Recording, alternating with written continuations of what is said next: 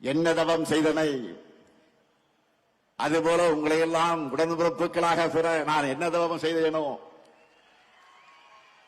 கோடிக்கணக்கான உடன்பிறப்புகளோட தலைமை தொண்டனா என்னை தேர்ந்தெடுத்தது நீங்க தான்.